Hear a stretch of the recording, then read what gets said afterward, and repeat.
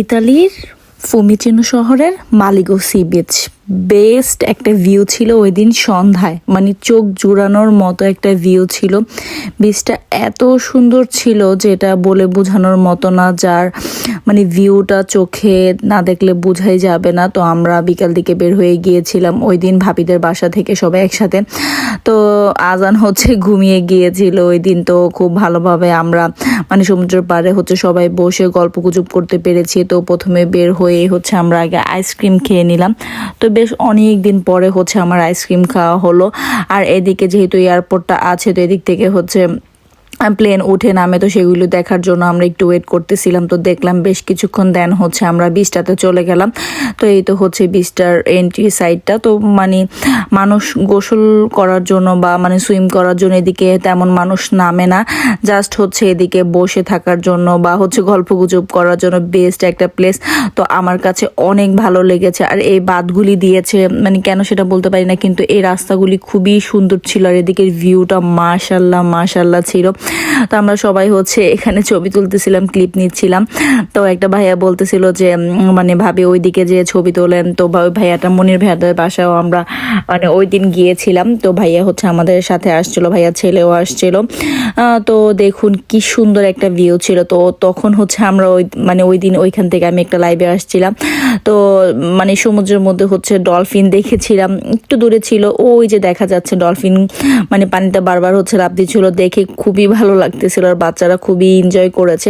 আজান ঘুমিয়েছিল বলে আমরা খুব ভালোভাবে গল্পগুজব করতে পেরেছি, কারণ দেখা যাচ্ছে যে পানি সামনে ছিল। আজান হয়তো ছুটাছুটি করতো বা ওর পিছনে একজন থাকা লাগতো, যেহেতু ও ঘুমিয়ে গিয়েছিল। তো আমরা খুব ভালোভাবে গল্প করতে পেরেছি। আর এদিকে একদম সানসেটটা দেখা যাচ্ছিল, দেখুন কি সুন্দর লাগতেছিল, তাই না?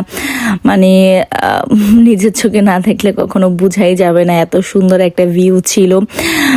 তো আমরা রনি ভাইদের বাসায় 2 দিন ছিলাম। এখন সাজেলের বাবার আরেকটা ফ্রেন্ড মনির ভাই, তো ওনার বাসায় আজকে যাব। তা আমরা হোটেলে উঠতে চেয়েছিলাম। তো ভাইয়া বলতেছিল যে আগে ওনার বাসায় যেতে দেন, যা মন চায় তা করতে। তো এই তো ক্যাব পরাটা মনির ভাইয়া। তো আমরা সবাই এদিকে গল্প গুজব করতেছিলাম। তারপরে মনির ভাইয়ের বাসায় গিয়েছিলাম ওই দিন। তারপরের দিন আমরা একটা মলে গিয়েছিলাম, জাস্ট টুকিটাকি, মানে জাস্ট ইটালির শপিং মলগুলি কেমন সেটা দেখার জন্য। আর যদি কিছু পছন্দ হয় তাহলে সেটা নেবো। তো ঘুরে ঘুরে আমরা দেখতেছিলাম।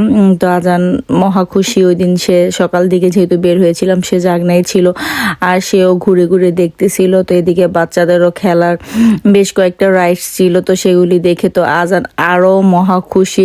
তো আমরা ক্লান্ত হয়ে গিয়েছি ইটালির ট্যুরে, কিন্তু আজান মাশাল্লাহ তার কোনো ক্লান্ত নেই। প্লাস সে মানে জার্নিতে কোনো বিরক্ত করেনি। দেখা যাচ্ছে যে লং টাইম বাসে বসে থাকা লেগেছে, ট্রেনে বসে থাকা লেগেছে, কিন্তু সে তখন বিরক্ত করেনি। কিন্তু তার টাইমে টাইমে ম্যাক্সিমাম টাইম দেখা যাচ্ছে যে বিকেলের ঘুমের সময়টা সে খুবই বিরক্ত করেছে আর অনেক কান্নাকাটি করতো। তো বাচ্চা মানুষ এতদিন বাসার বাইরে একটু অ্যাডজাস্ট করতে তো সময় লাগবে। প্রায় আমরা মানে যাওয়া আসা নিয়ে 10 দিনের মতো ছিলাম। তো বাসায় এসে আমরা হাঁপ ছেড়েছি, এরকম একটা অবস্থা। বিশেষ করে আমি তো বরাবরই বলে যে আমার বাসা খুব পছন্দ। তো আমি কতক্ষণে বাসায় আসবো সেটা নিয়ে টেনশন করতেছিলাম।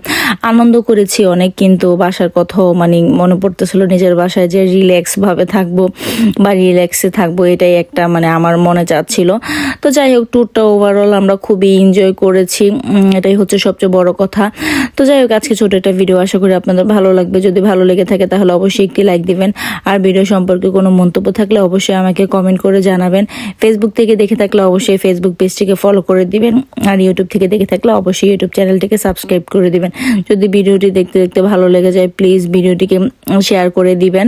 আর এদিকে আজান সাহেব তো মহা খুশি, একটার পর একটা সে রাইডসে উঠতেছিল।